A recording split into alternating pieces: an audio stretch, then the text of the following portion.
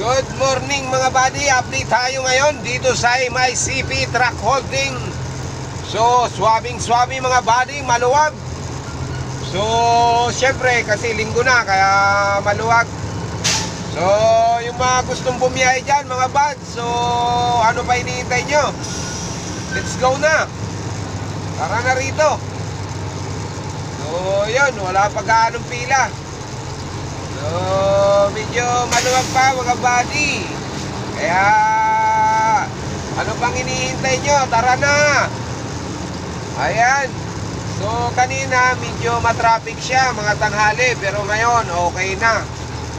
So, going to Laguna tayo mga buds. Ito si kasamang Ibo, si Mario Ibo, nabuntutan natin. Isa rin nating mga kabali rito. So, shout out sa inyo dyan. Shout out sa mga nagpapahinga na. Buti pa kayo. Kami going to Laguna pa. Siya nga pala mga buddy, ingat lang tayo lagi sa timbangan. Dahil ako naka 30 demerit points. So, ibig sabihin, kung naka 40 demerit ako, masosuspende ang lisensya ko ng 2 years.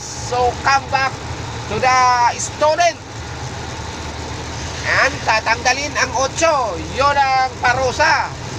So, kaya mag-ingat-ingat tayo mga buddy, lalo na pag overloading. So, ayun lang mga buds. Ingat lagi tayo. Kaya kailangan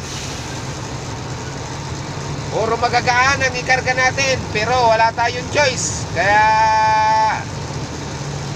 sabi nga nila, wala tayong magagawa kundi ang magtiis, bumiyahe. Kaya lang, kawawa ang mga lisensya natin mga buddy. Kaya ingat-ingat lang sa ating lahat. So, yun. Good morning sa atin. Good morning. So, hanggang dito lang muna tayo mga buddy. Shoutout sa inyo. Shoutout. Follow, like, and share lang mga buds. Thank you.